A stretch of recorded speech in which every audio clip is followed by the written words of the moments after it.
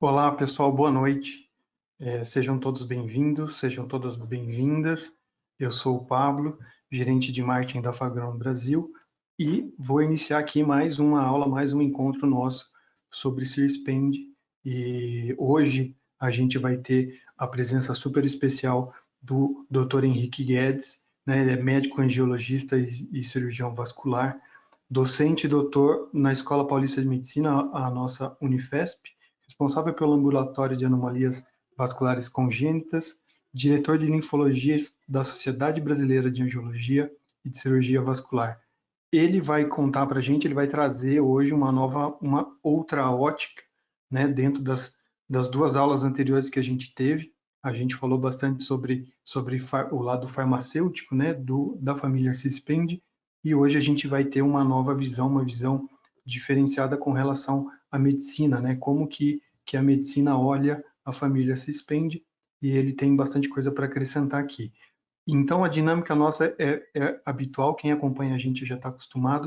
O doutor vai falar com a gente e, no final, a Daiane que é farmacêutica e membro do time de P&D e de inovação da Fagron, vai vir também conduzir algumas perguntas que a gente tiver no final. Então, se vocês tiverem perguntas, por favor, pode mandar para a gente, que no final a gente tem um tempinho para que a gente possa conversar mais sobre as dúvidas, tá? Então, eu vou convidar e chamar o doutor Henrique. Por favor, doutor, venha fazer parte aqui da nossa aula. Pronto, boa Alô, noite, Pablo. doutor, tudo bem? Boa noite. Tudo bem. Então, Estão me doutor, ouvindo? sim, estamos te ouvindo, tá tudo bem. Eu acho que agora é com o senhor, doutor. Então, Tá bom. uma boa aula para a gente, um bom encontro, e no final a gente volta aí a se encontrar. Tá bom, muito obrigado. Boa noite Obrigado. a todos. Vamos compartilhar aqui a minha tela. Tela compartilhada. Estão vendo a minha tela? Estamos sim, doutor, tudo certinho. Então tá bom. Então, boa noite a todos. É um prazer estar aqui nesse ciclo de palestras organizadas pelo Laboratório Fagron, tá? Eu assisti às outras duas salas que nós tivemos a semana passada, extremamente interessantes, salas mais de farmacologia, quer dizer, de medicamentos, de farmácia, de laboratório, né? E agora eu, médico, é lógico que eu me interesso por isso, mas eu vou trazer a visão minha, quer dizer, a visão daquele que está na linha de frente, naquele que vê os pacientes, naquele que precisa resolver o problema de quem está ali do outro lado da mesa, quer dizer, eu aqui e o doentinho do outro lado. Eu sou um cirurgião vascular, angiologista. O que é isso?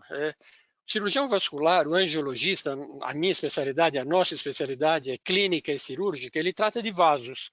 E nós temos três vasos: artéria, que leva o sangue, veia, que traz o sangue, e vaso linfático, que controla aquele sangue que sai pela artéria e não volta pela veia, fazendo com que a nossa circulação seja perfeitamente fechada. Todo o sangue que sai pela artéria volta pela veia e pelo vaso linfático. O cirurgião vascular, ele jocosamente é chamado pelos outros colegas de encanador, porque os nossos vasos são canos, e esses canos podem entupir, podem dilatar, podem vazar, uma série de doenças, mas em canos, que o encanador, o cirurgião vascular, trata. Eu tenho um ambulatório de cirurgia vascular na Escola Paulista de Medicina, da Unifesp. Eu sou um docente dessa escola, dessa universidade tão antiga aqui em São Paulo e no Brasil. E esse meu ambulatório eu trato de duas doenças basicamente: linfedema, que é a doença do vaso linfático, é uma coisa que eu não vou falar com vocês hoje, e das anomalias vasculares congênitas. Isso quer dizer, daquelas crianças que nascem com alguma doença do vaso, doença que apareceu intraútero, que pode ser hereditária, ser transmitida através de genes, tá? Ou que não é hereditária, mas apareceu dentro do útero da mãe. E esse ambulatório, eu estou na Escola Paulista desde 2016, é um ambulatório de triagem, quer dizer, eu recebo isso do Brasil inteiro, pacientes com essas doenças dos vasos, doenças que foram feitas dentro do útero da mãe, as anomalias vasculares congênitas. Dentre elas, existem várias, mas eu vou falar do hemangioma infantil, a visão do médico, que é o título de minha aula. Há um conflito de interesse, porque eu fui convidado pelo Laboratório Fagron para falar dessa doença. Então, esse é o meu conflito. Tá? Não é grande, mas existe e eu relato sempre. Sendo um professor, eu sou obrigado a relatar isso. O que é anomalia vascular congênita? O que são as anomalias vasculares congênitas? São essas manchas de sangue que nós estamos vendo aqui na face dessa criança. Então, essa manchinha vermelha aqui perto do nariz, perto do olho, né? Que a criança nasce com isso. Essa criança tem dias e ela nasceu com essa mancha, tá? Com essa mancha de sangue. E essa mancha de sangue, imaginem, você com um filho, aqueles 9 meses, você aguardando a vinda dessa criança, todo mundo feliz, contente, e a criança nasce com essa mancha, que não se sabe o que é quando ela nasce, mas que é uma coisa que incomoda a família. Geralmente, essas famílias vêm ao consultório trazendo essa criança, falando, doutor, ela está com essa mancha de sangue e eu quero saber o que é. Já me falaram o que é isso, o que é aquilo, que é um hemangioma, e trazem para mim a criança. Essas crianças, geralmente, que nascem com essa mancha de sangue, vocês viram no slide anterior, é na face, na grande maioria delas. Mas, por exemplo, veja essa outra criança um pouquinho maior, tem quase 1 ano, e ela tem essa mancha de sangue no braço, tá? Elevada, já de outra cor, lá era vermelha rutilante, aqui é mais azulada, mas olha aqui a mancha aqui, tá? E eu vou falar sobre tudo isso na minha aula, vou falar de definição, de histórico, de classificação, de diagnóstico, tratamento, avaliação do tratamento e das conclusões. Tá? Definindo o que é essa minha aula, o que são essas manchas de sangue, são hiperplasias de células endoteliais. O que é endotélio? Endotélio é aquela camada mais interna do vaso. Né? Vocês estão vendo a minha aula? Ela está sendo compartilhada para todos? Tá sim, doutor, tá tudo certinho, pode seguir. Tá bom. Eu recebi aqui no celular alguém que não está conseguindo ver a minha aula, mas se vocês estão vendo, é problema com essa pessoa. Então, talvez se for iPhone, a pessoa tem que arrastar para o lado. Isso, que aí ela vê os slides. No iPhone tem que arrastar para o lado, porque aí consegue ver direito. Muito bom. Hiperplasia de células endoteliais, endotélio é aquela camada mais interna dos vasos, né? E esse endotélio ele pode crescer mais do que o normal, formando então verdadeiros grumos de células, como esse daqui que aparece no braço dessa criança. Olha aqui, então mostrei um na face, mostrei um no braço, desculpe, esse é um antebraço, já vermelho rutilante aqui em volta e vermelho mais azulado aqui no centro. É a mesma doença, hein, pessoal? Existem outros tipos de anomalias vasculares congênitas, que são as anormalidades na formação dos vasos. Tá?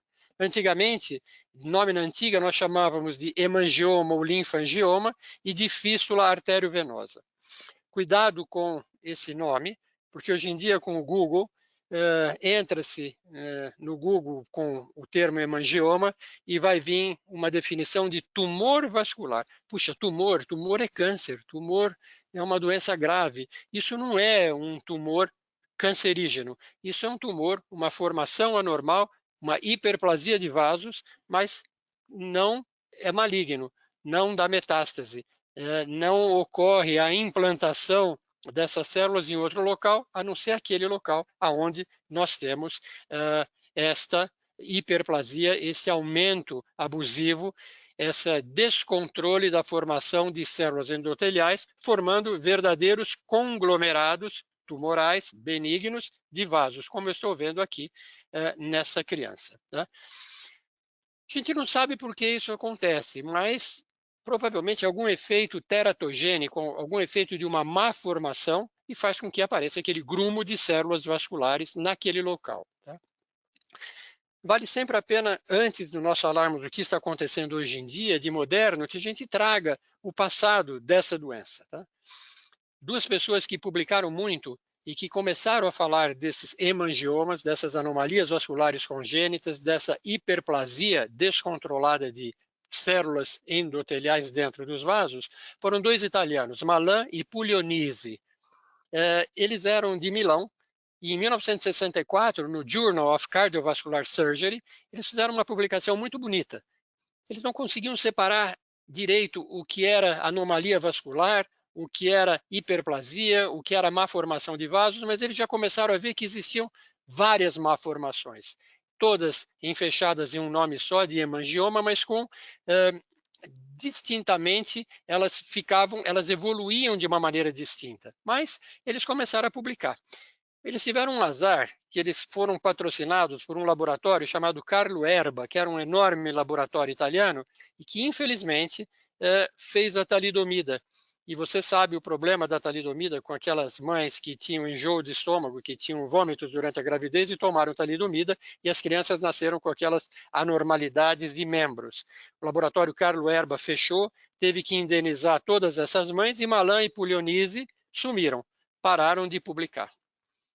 Em 1983, vocês veem esse senhor aqui, Dr. Mulliken, um inglês. Eu o conheci num congresso em Roma. Ele era chamado de Englishman with bow tie, quer dizer, o inglês com a sua gravata borboleta. Olha a gravata borboleta dele. Em 1983, ele publicou em uma revista chamada Surgery, já falando de uma classificação diferente da de Malan e Puglionisi, uma classificação mais ligada a fatores de crescimento de células, fazendo com que essas células crescessem mais. Então, Mulliken já deu uma bela mexida nisso tudo. Aqui no Brasil, nós temos esse nome, José Hermílio Curado, um cirurgião plástico do AC Camargo, vivo até hoje, já com uma idade provecta, e que publicou muito sobre essas anomalias vasculares congênitas. Ele fez uma classificação muito prática. Em 1995, ele lançou essa classificação num livro de cirurgia vascular do professor Maffei de Botucatu. Eu tenho o prazer de conhecê-lo, de ainda conversar com ele, e conversar principalmente com o grupo que ele deixou funcionando de uma maneira muito harmônica no Instituto do Câncer AC Camargo. E ele é vivo e ele é uma pessoa ainda extremamente dinâmica. Ainda falando de histórico, né, da história das anomalias vasculares congênitas, eu lembro desse senhor aqui, o mais velho da foto, professor Cristóbal Papendick, um argentino do Hospital Alemão de Buenos Aires, também grande conhecido meu, e ele, em 1999, ele lançou um livro chamado Anomalias Vasculares do Pé. E essas anomalias vasculares do pé, ele classificou mais de 500 tipos de anomalias vasculares. Difícil de você ler o livro dele, mas um homem extremamente criativo. A grande mudada de conceito e que permanece até hoje é o aparecimento da International Society of Study of Vascular Anomaly. Essa sociedade, que foi criada por Mulliken e vários outros colegas, mas com certeza o mais importante foi ele, foi criado num congresso em Roma, em 1996, mas já desde 76 eles tinham uma revista chamada Journal of Vascular Anomaly, JOVA. É uma revista que funciona até hoje, com seus congressos bienais. O congresso de 2019 foi na Austrália, e o congresso de 2021 foi virtual por causa da pandemia. E essa International Society of Vascular Anomaly é quem dá as regras hoje em dia de o que fazer com essas anomalias vasculares e como separá-las umas das outras, já que todas as crianças nascem com a tal mancha de sangue. Tá? A International Society of Vascular Surgery, em 96, em Roma, tá? Eu estava presente nesse congresso, classificou essas anomalias em dois grandes grupos, tumores vasculares e malformações vasculares. Tumores vasculares benignos são os hemangiomas, malignos os hemangioendoteliomas. As malformações de baixo fluxo venoso e linfático e de alto fluxo arterial e as fístulas arteriovenosas.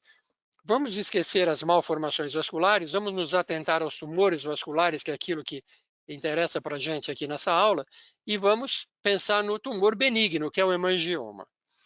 Eu tenho 43 anos de formado e eu nunca vi nenhum hemangioma transformar-se em hemangioendotelioma.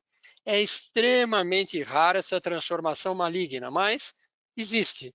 Então, é importante